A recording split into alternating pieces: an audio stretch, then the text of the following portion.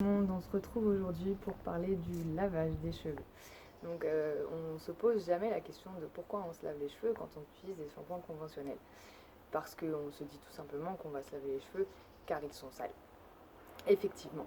Mais c'est quoi des cheveux sales? Des cheveux sales, c'est des cheveux souvent qui sont trop gras. Et le gras, c'est un excès de sébum qui est produit par notre cuir chevelu qui se défend et qui du coup produit du sébum pour nous protéger. Donc quand on arrête les shampoings conventionnels, on se retrouve à se laver les cheveux pour de bonnes raisons. Pas parce qu'ils sont sales, mais parce qu'on sait très bien qu'on a un excès de sébum. On utilise plusieurs méthodes pour retirer le sébum en trop et pour enlever souvent les résidus de saleté aussi qu'il peut y avoir sur nos cheveux. On va utiliser des poudres, soit des poudres, on peut aussi utiliser de l'eau.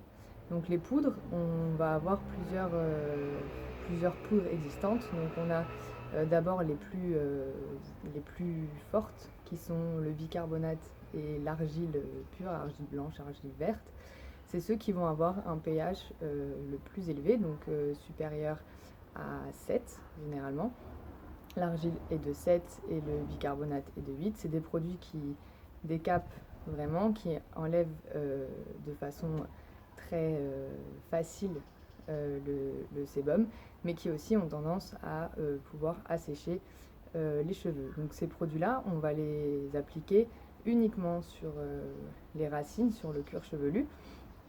Si vous voulez voir un peu comment on peut faire, j'ai fait une vidéo sur le bicarbonate, donc où j'explique comment se laver avec du bicarbonate. Donc c'est la même chose avec l'argile, c'est une pâte qu'on va appliquer sur le cuir chevelu uniquement et qui va nettoyer l'excès de sébum. On a d'autres poudres qui existent, notamment les poudres ayurvédiques, enfin toutes les poudres ayurvédiques. Donc là, il y en a toute une panoplie. On va nommer juste le Shikakai qui est celle qui est la plus connue, enfin celle dont on entend le plus parler, qui a, elle, un pH de 5, donc qui va être beaucoup plus douce pour laver les cheveux et qui va être absorbante, donc absorber l'excès de sébum.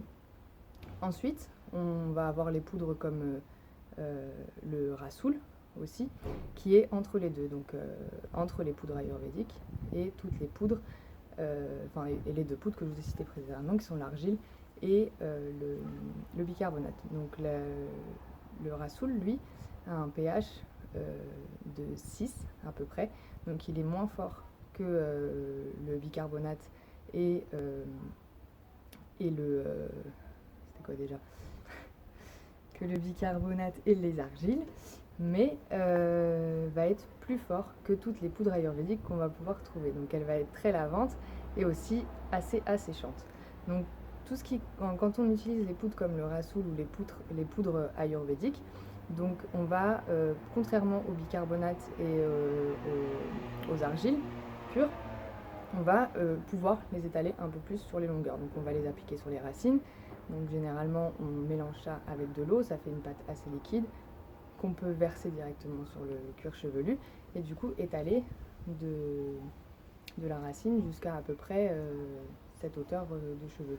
Le Rasoul, je ne conseille pas de l'appliquer sur le reste des longueurs. Par contre, les autres poudres ayurvédiques, selon leurs bienfaits, parce qu'elles ont différents bienfaits, elles vont laver, elles vont absorber, mais elles vont aussi, il y en a certaines qui vont plutôt amener des propriétés à votre chevelure. Et dans ces cas-là, vous pourrez les étaler sur la totalité des cheveux. Mais comme tout, il faut essayer et voir quelles sont les poudres les plus adaptées à vos cheveux, à votre nature de cheveux, etc.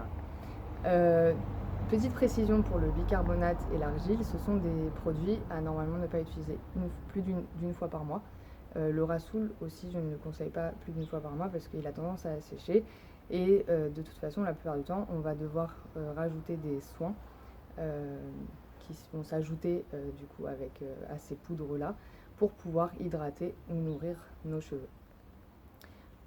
Ensuite, on a aussi comme produit que j'ai pas cité avant, c'est l'œuf. Donc l'œuf est un peu particulier. Lui, il permet de nous laver les cheveux. C'est le blanc qui lave. Le jaune va nourrir. Donc vous pouvez faire un 2 en 1 en utilisant l'œuf entier. Ou alors utiliser uniquement le jaune dans un masque qui va vous nourrir ou nourrir vos cheveux, et utiliser le blanc à part. Moi par exemple, ça m'arrive de faire des masques avec un jaune d'œuf et une banane que je vais laisser poser sur mes cheveux, et ensuite je vais laver mon cuir chevelu avec le blanc d'œuf, et ça a une capacité de laver et de retirer tout le masque d'avant, l'excès de sébum, etc. Et ça marche très bien. Mais comme tout, ça peut dépendre aussi de votre cuir chevelu, de votre nature de cheveux, etc. Puis ensuite, pour finir, pour laver les cheveux, on a aussi l'eau. Donc il y a certaines personnes pour qui ça marche bien et qui vont faire ce qu'on appelle du water only, donc ils vont utiliser que de l'eau pour se laver les cheveux.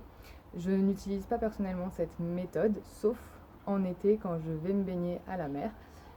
Pour quelle raison? Parce que comme je me baigne à la mer, je me lave les cheveux je passe sous la douche beaucoup plus souvent pour me rincer. Et dans ce cas-là, on sort de l'eau de mer avec les cheveux qui ont du sel. Et ce sel va avoir la même propriété en fait que le bicarbonate. Donc il a aussi un pH souvent à peu près de 8. Et du coup, il va aussi décaper. Et du coup, quand on va passer sous la douche et qu'on va se laver les cheveux, on va pouvoir faire juste un water only avec l'eau chaude qui coule et enlever le sel et l'excès de sébum, et ça va tout retirer. Voilà pour tous ces lavages. Précision très importante quand on utilise tous ces produits pour le lavage, ce que je recommande de faire à tous les coups, c'est le rinçage au vinaigre, le rinçage acide après ce lavage. Donc on utilise soit des poudres, soit des œufs, soit de l'eau. Et ensuite, on fait un rinçage au vinaigre de cidre avec de l'eau froide. Je vous conseille aussi d'utiliser une eau filtrée, une eau qui a un pH le plus neutre possible, parce que généralement les eaux qu'on va trouver dans nos robinets sont assez calcaires et vont avoir un pH supérieur, ce qui va aussi, d'ailleurs c'est pour ça, petite parenthèse, que j'ai décidé de ne pas faire de water only, d'utiliser que de l'eau pour me laver les cheveux en temps normal, parce que l'eau est assez agressive, et en plus de ça, on a une consommation plus excessive d'eau quand on fait un water only que quand on utilise des poudres, enfin pour ma part. Donc je n'utilise que cette méthode en été quand je me lave les cheveux, quand je suis obligée de me rincer les cheveux tous les jours après une baignade, ou tous les 2 jours après une baignade. Voilà, en temps normal, je vais plutôt utiliser du rassoul ou des poudres ou de l'œuf également. Voilà pour ce qui est du lavage des cheveux. Donc on revient sur le rinçage acide qui est très important.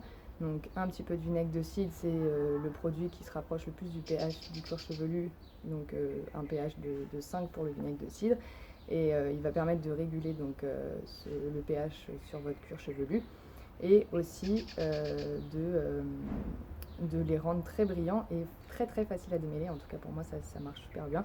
Ils sont hyper faciles à démêler après le rinçage. Donc rinçage à l'eau froide, un petit rinçage vite fait avec de l'eau ensuite, de l'eau froide, hein, je reprécise.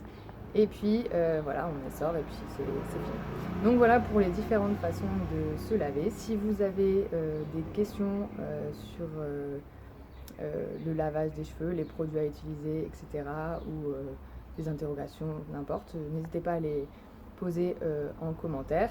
Donc j'espère que cette vidéo vous a plu, et je vous dis à très vite pour une prochaine vidéo.